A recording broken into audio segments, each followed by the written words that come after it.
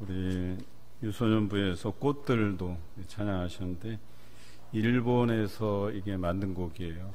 제가 일본 순교지 탐방을 다녀올 때 이 찬양을 이렇게 주제곡으로 해서 우리 일행들과 함께 그 일정 내내 불렀던 기억이 납니다. 사실 우리가 일본에 대한 적지 않은 감정들이 있지만 일본 순교지를 탐방해 보면 우리가 일본을 위해서 기도해야 되겠구나 하는 생각을 많이 가지게 될 겁니다. 코로나 상황이 잘 풀리면 언젠가 우리 교회도 일본의 그 순교지 탐방을 한번 해보시면 좋겠다 하는 생각이 들어요. 믿음을 지키기 위해서 그들이 특히 온천 지역에서는 어떻게 그들을 핍박을 했냐면 그 뜨거운 물, 온천물을 갖다가 뼈가 보일 때까지 살에 부어서 살이 다 벗겨지고 나중에 뼈가 드러날 때까지 고문을 한 그런 흔적들이 참 많아요. 그런데 또 아이러니하게 우리 일행들은 또 그곳에 가서 온천욕을 또 매일같이 즐길 수 있었던 그런 모습이 좀 상반됐는데 참 안타까운 순간들이 많았어요. 오늘 찬양을 듣다 보니까 그때 기억이 참 새록새록 떠오른다 하는 생각이 드네요. 지난주 우리가 누가복음 15장에 나오는 세 가지 잃어버린 것들에 대한 비유를 다루었습니다. 특히 두 가지를 다루었는데 잃은 양의 비유와 잃은 드라크마의 비유를 다루었습니다. 오늘은 세 번째 비유인 탕자의 비유에 대해서 묵상하고자 합니다. 여러분이 성경을 읽으면서 또 많은 설교를 들어왔을 것입니다. 본문에 어떤 사람에게 두 아들이 있었는데 둘째가 아버지에게 재산 중에서 자신의 분깃을 좀 나누어 달라고 이야기합니다. 그리고 아버지는 두 아들에게 각각 그 살림을 나누어 주었다라고 성경은 기록합니다. 그런데 며칠이 되지 않아서 둘째 아들이 자기 재산을 다 모아서 먼 나라로 가서 허랑방탕하여 재산을 낭비했다, 이렇게 성경은 기록합니다. 여러분, 허랑방탕이란 단어가 이런 뜻입니다. 허황되고 착실하지 못하며 행실이 좋지 못하다. 이 정도면 우리가 결과를 쉽게 예측할 수 있을 것입니다. 이 단어만 들어도 이 결과가 어떻겠구나 하는 생각이 들 겁니다. 결국에 재산을 다 탕진하게 되고 또 심지어 그 간 나라에 흉년이 크게 들어서 그에게 어려움이 다가옵니다. 궁핍에 처했다라고 성경은 기록하고 있죠. 궁핍이라고 하는 게 자기가 어디서 돈을 구하기는 하지만 살림살이가 녹록지 않다, 어렵다, 이런 뜻입니다. 한 번도 그는 아버지 집에서 그렇게 어렵게 살아본 경험이 없었는데 그에게 닥친 어찌 보면 첫 번째 위기였다라고 할 수 있습니다. 살기 위해서 그 나라 백성 중에 한 사람에게 붙여 살게 되었는데 그 집에서 하는 일이 들에 나가서 돼지를 치는 일이었습니다. 그런데 돼지를 치는데 돼지는 사람이 주는 먹이를 먹고 자라지만 자신은 자신의 먹을 것을 구하지 못해서 심지어는 그 돼지가 먹는 쥐염 열매라도 내가 먹고 싶은데 그것을 그에게 주는 이가 없었다라고 성경은 기록하지요. 돼지보다 못한 삶이 되었다라고 하는 것입니다. 우리도 이처럼 감성과 욕망의 충족을 위해서 살아갑니다. 좀 다른 것이라고는 이 둘째 아들은 그 감성과 욕망의 충족을 위해서 전 재산을 탕진했지만 우리는 탕진하지 않는다는 그 차이가 있죠. 이게 아예 그 물질을 사용하지 않는 것이 중요하다는 것이 아니고 이 감성과 욕망에 대한 충족은 어느 정도 이루어져야지만 우리 삶에 또 작은 행복이 있고 기쁨이 있는 것이죠. 그래서 적절하게 하는 것이 중요한데 이 감성과 욕망의 충족은 끝이 없어요. 사람이 어떤 욕심을 부리게 되고 어떤 즐거움에 빠지게 되면 그보다 더한 즐거움, 더한 어떤 욕망의 충족을 위해서 더 많은 돈을 쓰게 돼 있다는 거예요. 그런데 우리는 어때요? 우리가 신앙을 가지고 있는 사람으로서 어떤 금욕적인 영성을 가지고 그것을 제어할 수 있는 그 힘을 하나님께서 공급해 주신다는 것이죠. 그런데 여기서는 이 둘째 아들은 그렇지 못했다는 것입니다. 물질을 사용하다가 결과적으로는 전 재산을 탕진해 버렸다는 것이죠. 그런데 우리 주변에서도 이런 감성과 욕망의 충족을 위해서 돈을 쓰기 시작하면서 조금 더 자극적이고 조금 더 많은 것들을 소유하기 위해서 무리하게 돈을 사용하고 투자하고 그러다가 전 재산을 탕진하는 사람들을 보게 돼요. 그리고 빚더미에 오른 사람들을 보게 됩니다. 여러분, 정서적 만족을 위해서 살아가거나 돈과 같이 무엇인가를 가득 채우려는 그 욕심, 그것이 우리 인생을 망칠 수도 있다는 것입니다. 적당한 것은 정서적인 안정을 가져다 주고 또 풍요로운 삶과 더불어서 우리 주변 이웃들과 나누는 삶에 사용될 수 있지만, 그래서 유익할 수 있지만 그 정도가 지나치면 문제가 될 수 있다는 것이죠. 더 많은 시간과 물질을 쏟아붓게 되지만 결과적으로 어때요? 우리가 시간과 물질을 쏟아붓는 것 그 이상으로 우리에게 어떤 정서적인 만족, 욕구의 해소가 이루어지지 않는다는 거예요. 마치 블랙홀에 빠진 것처럼 시간도 뺏기고 물질도 뺏기고, 그런데 그 더 자극적인 것들, 더 많은 것들을 채워가기 위해서 노력하지만 가면 갈수록 그 효과는 반감이 되고 우리가 그것으로 인해서 만족감을 얻기보다는 내가 잃은 것들에 대한 후회가 남게 된다라고 하는 것입니다. 처음에는 내가 무엇을 잘못했는지 잘 몰라요. 그런데 다 잃고 나서야 후회하게 된다라고 하는 것입니다. 사람들이 가지는 욕구를 두 가지로 나눌 수가 있어요. 하나는 필요 욕구, 니즈라고 하죠. 또 하나는 감성적 욕구, 원트라고 하는 것이죠. 여러분, 과거에는 니즈가 더 강했어요. 필요 욕구가 강했다는 말이에요. 그러니까 우리 어르신 세대는 없었기 때문에, 필요한 것은 많은데 많은 것을 얻을 수 없었기 때문에 니즈가 많이 필요했었어요. 필요 욕구가 강했어요. 그런데 요즘 살아가면서 우리가 기본적인 삶에서 이 니즈, 이 필요 욕구를 못 채우는 사람은 잘 없어요. 대부분은 기본적인 욕구를 채워줄 만한 그 필요 욕구는 대부분 다 가지고 있다는 거예요. 그래서 우리가 가지는 욕구는 대부분은 감성적 욕구예요. 원하는 거예요. 예를 들면 이런 거죠. 여러분 스마트폰 다 있으시죠? 또 뭐 폴더폰이라도 있을 거 아니에요. 폰이 있는데 다른 신상 폰을 보면, 요즘 뭐 이렇게 접히는 폰들이 있더라고요. 그런 폰을 보면 사고 싶은 생각이 들어요. 그게 감성적 욕구라는 거예요. 원트. 나는 분명히 필요 욕구를 채웠거든요. 폰이 있단 말이에요. 그런데도 불구하고 이 폰 종류인 다른 어떤 신상품을 원한다는 거예요. 우리 여성분들만 그런 건 아니겠지만 귀금속, 제 아내도 금을 좋아해요. 그래서 그렇다고 해서 뭐 이렇게 어떤 물질적인 욕심이 많다는 그게 아니라, 그래도 결혼 기념일 같은 날 그런 선물을 받으면 이렇게 내가 사랑받고 있다라는 느낌이 들어서 좋은가 봐요. 근데 여성들은 어때요? 금을 하나 받으면 다이아가 생각나고, 다이아를 받으면 또 더 큰 캐럿의 다이아를 생각하게 되고, 막 그런 거 아니겠어요? 우리가 생각하기에는 요 정도면 족한데 뭐예요? 그 이상의 필요들을 자꾸 원하는 거예요. 이게 뭐예요? 원트, 감성적 욕구라는 거예요. 그런데 이 감성적 욕구가 잘못되면 이것을 채우기 위해서 마구잡이로 사들이고 많은 소비를 일으키게 되고, 결과적으로는 어때요? 오늘 둘째 아들과 같이 허랑방탕해지는 사람이 되는 거예요. 언젠가 도가 지나쳐서 재산을 탕진하게 되는 것이죠. 도박도 마찬가지예요. 감성적 욕구예요. 뭔가 이렇게 내가 얻을 수 있는, 이렇게 도박장에 가면 뭐 따는 느낌이 있을 거 아니에요.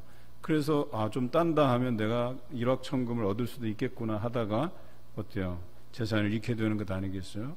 또 투자도 마찬가지죠. 요즘 증권에 투자하시는 분들이 더러 계실 거예요. 참 위험하기도 해요. 물론 잘하시는 분들은 또 적당하게 잘해요. 근데 적당한 건 괜찮은데 그 이상 내가 뭔가 일확천금을 노리기 위해서 막 전 재산을 팔아서 투자하고 하다가 어때요? 많은 손해를 입기도 하지 않습니까? 오늘 이 모든 것이 허랑방탕에서 비롯되는 거예요. 처음에는 그렇지 않다 할지라도 이 마음에 허영심이 들기 시작하면 우리의 삶에 어때요? 허황된 것을 따르게 되고 또 착실하지 못한 삶으로 바뀌어져 가고 또 행실조차도 나쁘게 된다는 거예요. 어떤 사람은 돈을 잃고 나서 어때요? 그 돈을 구하기 위해서 뭐 사기도 치고 돈을 훔치기도 하고 사람에게 해를 끼치기도 하는 사람을 뉴스에서 종종 보지 않습니까? 성경에서는 이런 것들을 방탕하다 이렇게 표현하고 있습니다. 특히 또 성경에서 강조하는 방탕한 것이 있습니다. 에베소서 5장 18절에 술 취하지 말라 이는 방탕한 것이니 오직 성령으로 충만함을 받으라 이렇게 기록되어 있어요. 여러분 성경에서 술을 금하고 있는 것은 아니에요. 술에 대해서 긍정적으로 언급한 부분도 있습니다. 이렇게 기록되어 있어요. 사람의 마음을 기쁘게 하고 또 힘있게 하고 마음의 근심과 고통을 덜어주기도 하고 또 병을 위해서 조금씩 사용하라. 이게 이 술에 대한 언급이에요. 그러니까 성경에서 술을 마시지 마라 이렇게 언급하고 있는 것은 아니에요. 그런데 주의할 것은 이렇게 기록되어 있어요. 임박히지 말 것, 취하지 말 것, 중독되지 말 것이라고 성경을 기록합니다. 술로 인해서 가족에게 또한 어려움을 준 적이 있잖아요. 그러면 트라우마가 남게 돼 있어요. 그래서 내가 뭐 약을 위해서 쓰든 적게 사용하든 그것이 연약한 자에게 시험이 들 만한 것이 되면 그것도 죄가 되는 거예요. 그래서 삼가라고 이야기하는 것이 성경적 해석입니다. 여러분 술이 가지는 유익도 있고 또 그것이 가지는 폐해도 있어요. 그런데 술 외에 우리에게 어떤 고통을 덜어줄 만한 또 병을 위해서 사용할 만한 또 우리에게 힘이 되고 기쁨을 줄 만한 다른 무언가가 있다면 그것을 찾는 것이 현명하지요. 그렇다면 어때요? 거기에 사용되는 여러 가지 비용적인 문제에서 우리가 그것을 아끼고 시간도 아끼고 또 그것으로 건설적인 일에 사용할 수 있다라고 하는 것이 아니겠습니까? 그래서 성경은 방탕하지 말 것에 대해서 이야기해요. 그것에 인박히지 않기를 이렇게 요구하고 있죠. 여러분은 재산을 탕진할 정도는 아니지만 필요치 않은 소비로 인해서 혹시라도 형편이 조금 어려움을 겪었던 경험은 없으십니까? 또 반대로 필요치 않는 소비를 우리가 좀 줄여서 여러분이 유익한 곳에 써본 경험은 없으십니까? 우리가 잠시의 쾌락을 위해서 방탕을 선택했을 때 또 유익한 삶을 살아내지 못하고 오히려 인생을 망칠 수 있음을 날마다 기억하며 살아가시는 여러분 되시기를 주님의 이름으로 기원합니다.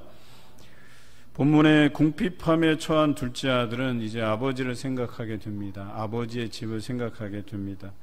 아버지의 집에는 양식이 풍족한 품꾼이 많이 있습니다. 그런 품꾼이 갑자기 부러워졌습니다. 그전에는 그들이 부럽다고 생각하지 않았는데 그는 지금 이 어려운 상황에서 궁핍에 처한 상황에서 그 품꾼이 부럽습니다. 차라리 내 아버지에게 가서 하늘과 아버지에게 죄를 지었다고 고백하고 이제는 아들의 신분이 아니라 그 품꾼의 하나로 여김받아도 좋겠다 하는 생각을 가지게 돼요. 그리고 결정하게 되죠. 차라리 그것이 지금 이 궁핍한 삶을 살아가는 것보다 낫겠다. 그래서 아버지의 집으로 돌아가자라고 결정을 내리게 돼요. 여러분 이 결정을 하기까지 얼마나 힘들었겠는지를 여러분들 한번 상상해 보시기 바랍니다. 아마 그가 떠나올 때는 그냥 방탕하기 위해서만 이 땅에 온 건 아닐 거예요. 그 땅에 간 건 아닐 거예요.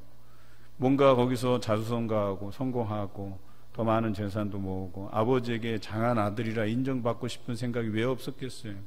그런데 지금 그가 실패한 그 상황에서 자존심도 무척 상했을 거예요. 돌아가기가 어려웠을 거예요.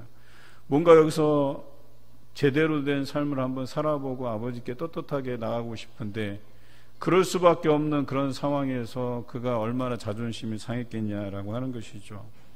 보란듯이 잘 살고 싶었지만 또 계획대로 되지 않았어요. 아버지의 장한 아들로 칭찬받고 싶었는데 이마저도 어렵게 되었어요. 뭐 하나 제대로 된 것이 없는 그런 삶이었다라고 하는 것이죠. 여러분, 오래전에 TV 광고에서 아주 유명한 문구가 있었는데 여러 편의 광고가 나왔었던 적이 있어요. 거기에 문구가 이렇습니다. 집 나가면 개고생이다. 그래서 거기 보면 여러 장면들이 있는데 무전여행 떠났다가 배가 고파서 개집 앞에 있는 그 개 밥그릇에 담긴 밥에 손을 대려고 하는 그 장면이 나와요. 여러분, 지금 둘째 아들이 그것과 같아요. 그 장면과 오버랩이 되는 거예요. 집 나가서 개 고생해 보신 적이 있으십니까? 저는 해본 적이 있어요. 야, 집에 있을 걸 왜 집 나와서 이 개 고생을 할까? 이런 생각을 해본 적이 있다니까요. 그런 경험이 있다니까요. 물론 이 둘째 경험까지는 아니에요. 아주 사소한 것들에 대한 경험이에요.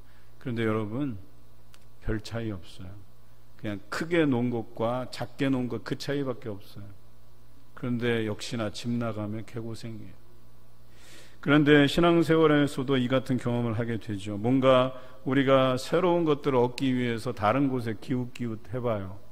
어떤 사람은 다른 데 기웃거리다가 이단에 빠지기도 하고, 또 어떤 사람은 사기 당하기도 하고, 또 어떤 사람은 자기가 뭔가 유익하고 신선한 것이라고 그것을 받아들이고 가져와서 우리 교회에서 뭔가 이것을 자랑 삼아서 이야기하고 싶은데 좀 지나고 나면 그 밥에 그 나물이에요. 거기서 거기에요.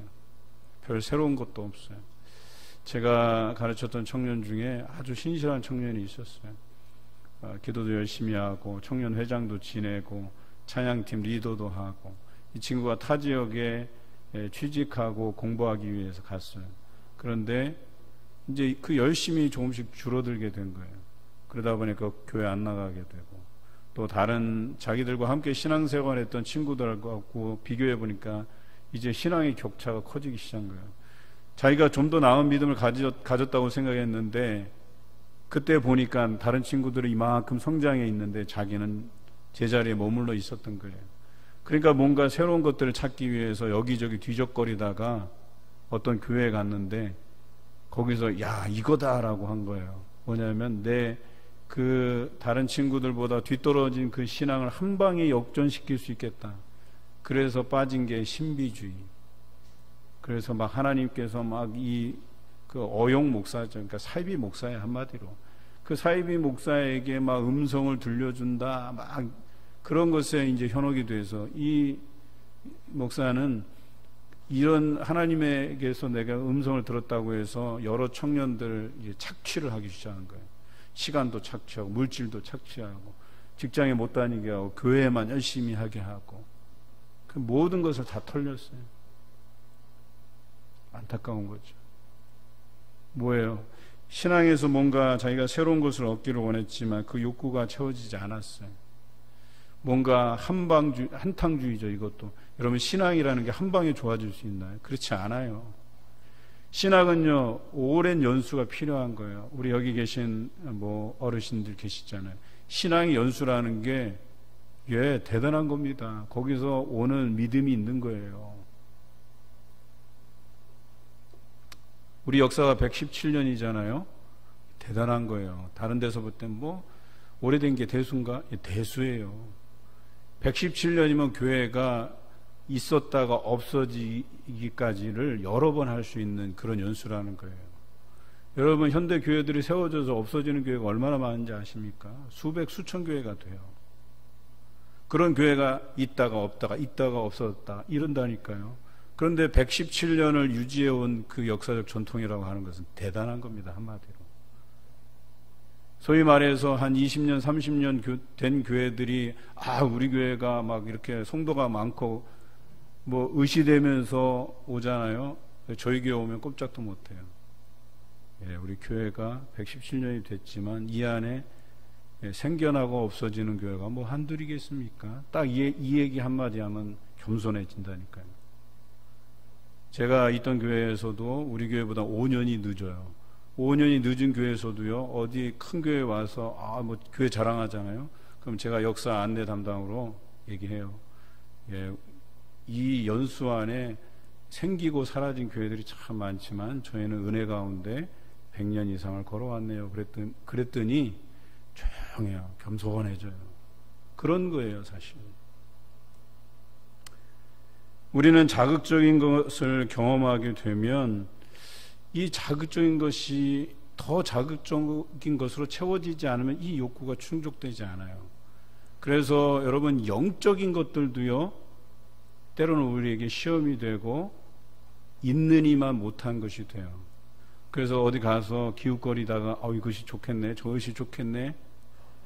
여러분, 사역이라고 하는 것은 그것이 만들어지기까지의 기도라는 베이스 안에서 또 말씀으로 다져진 사람들의 협력과 또한 거기에 여러 가지 인프라가 형성이 돼야지만 만들어지는 거예요. 그것을 어디서 가져와서 그대로 행한다고 해서 그것이 사역의 위력을 발휘하는 게 아니라는 거예요. 그런데 우리는 마치 그런 새로운 경험을 하고 왔다고 해서 우리 자신이 어떤 크게 뭔가 성장했다고 생각하는데 그렇지 않아요. 저는 이것을 영적 엑스터시 현상이라고 이야기합니다.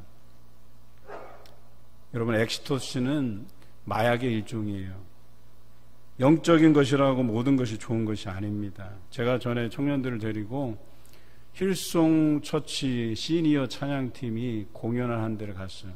서울의 펜싱 경기장에 한 4,000명이 모였는데 정말 대단했어요. 한마디로 제가 가만히 서 있는데도 이 젊은 청년들이 거기서 들썩들썩 뛰는데 제가 가만히 있음에도 불구하고 제가 이렇게 진동을 느낄 만큼 그런 상황이었죠.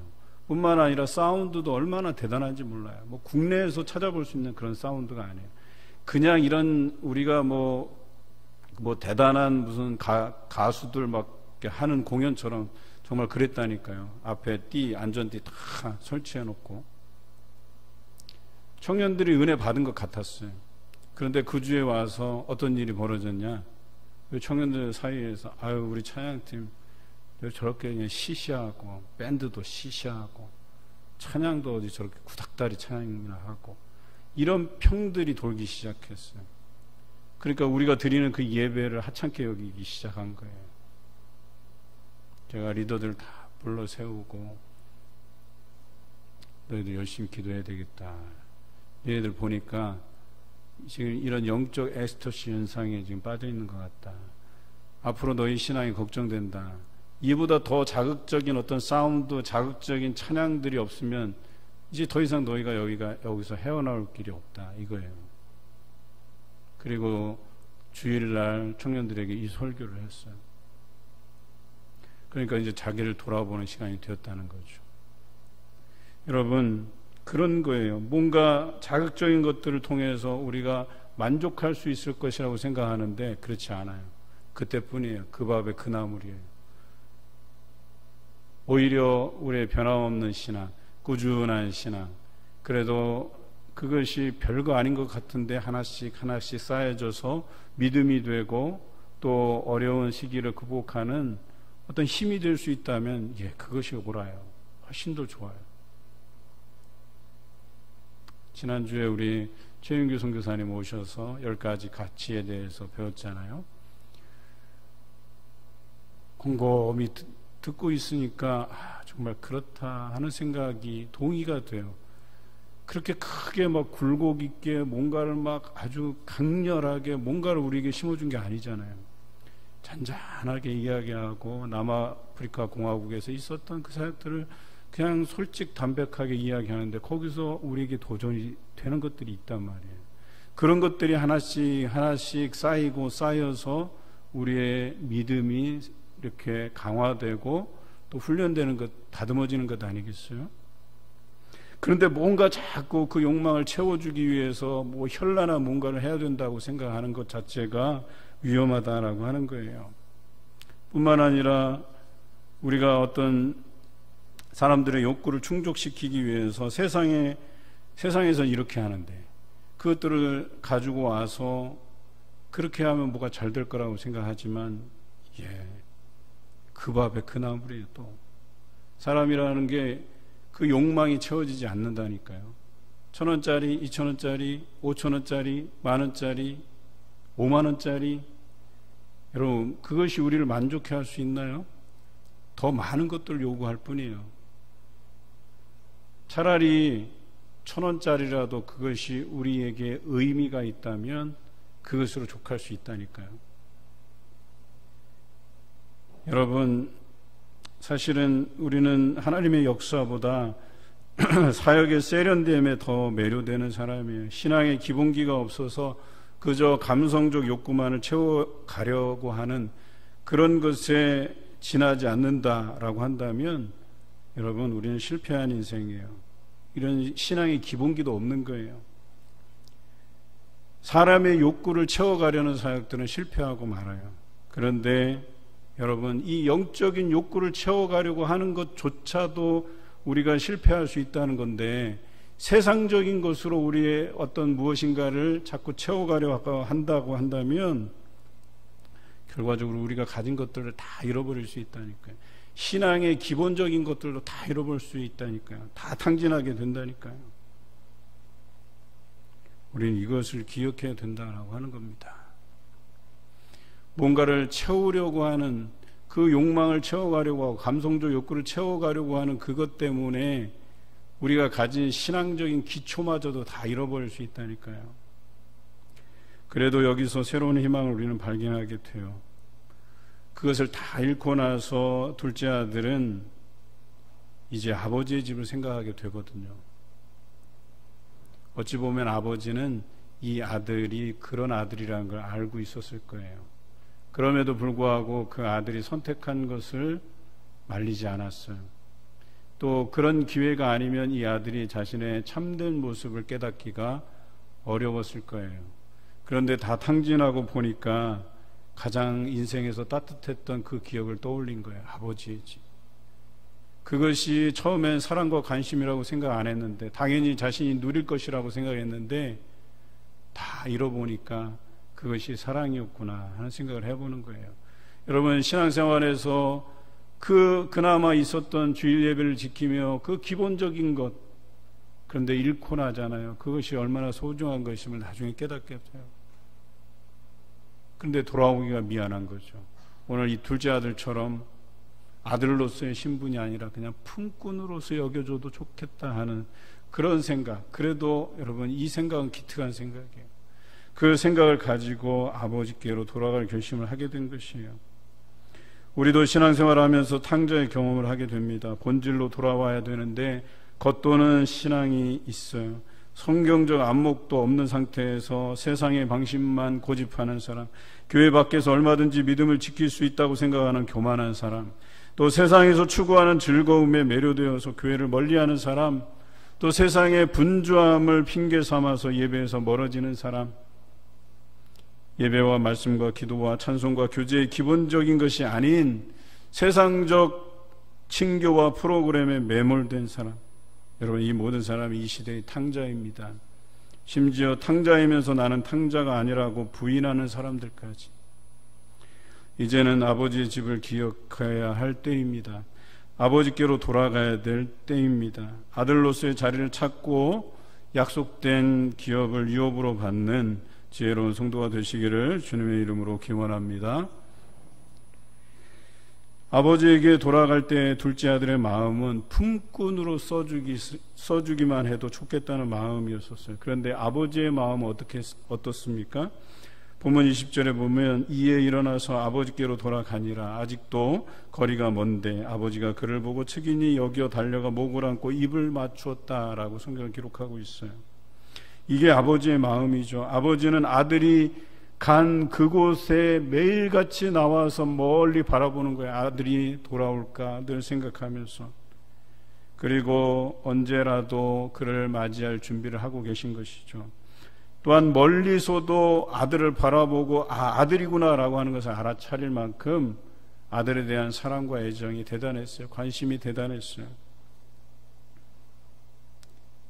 이 아들이 기대한 것보다 더 사랑을 표현하고 계신 아버지의 모습을 오늘 이 본문에서 우리는 발견하게 되지요. 아들은 이제 어떻게 변했습니까? 아들이라고 하는 그 자리도 내게 감당하기가 어렵습니다. 차라리 나를 품꾼의 하나로 여겨주시면 좋겠습니다. 내가 하늘과 아버지에게 죄를 지었습니다. 라고 진실되게 고백하고 있지 않습니까? 바로 이것이었었어요. 그에게는 이것이 광야의 경험이었지 몰라도 그 삶을 바꿀 수 있는 경험이었다라고 하는 거예요. 그리고 결정적인 순간에 그가 아버지를 생각하고 아버지의 집을 떠올렸다라고 하는 것이죠. 이런 고백 앞에 아버지는 종들에게 제일 좋은 옷을 입히게 하고 손에 가락지를 끼우고 신에 신을 신기우고 살진 송아지를 잡아서 우리 함께 즐기자 이렇게 이야기했어요. 아들이 죽었다가 다시 살아났고 잃었다가 다시 얻었다고 사람들과 함께 즐거워했습니다. 이것이 하나님 아버지의 마음입니다. 돌아온 탕자를 대하는 하나님의 마음입니다. 아들의 잘못을 충분히 지적할 만한 상황인데 그렇지 않았어요. 이미 아버지는 그 아들의 심성을 알고 있었다는 거예요. 어떤 광야의 경험이 없이는 이 아들이 제대로 된 아들로서 서가기가 어렵다는 것을 알았던 거예요. 그리고 그렇게 될 것을 알았지만 그대로 두었던 거예요. 그리고 방탕한 생활 끝에 아버지에게로 돌아온 그를 아버지는 세상에서 가장 사랑스러운 마음으로, 관심 있는 마음으로, 애정어린 마음으로 다시금 그 마음이 변해서 겸손한 채로 돌아온 그 아들을 맞이하고 있다라고 하는 것이죠. 이 아버지의 넓은 마음이 아들을 변화시켰습니다. 하나님께서는 우리를 너무나도 잘 알고 계십니다. 그래서 방탕하고 방황하는 모습조차도 이해해 주시고 돌아오기를 기다리고 계신다라고 하는 것이죠. 그리고 진심 어린 깨달음을 가지고 돌아왔을 때에 아버지께서는 기쁘게 맞아주십니다. 아버지의 마음을 알고 방탕한 삶에서, 열정 없는 삶에서, 말만 하고 행동하지 못하는 신앙에서 아버지께로 돌아오시는 여러분 되시기를 주님의 이름으로 기원합니다.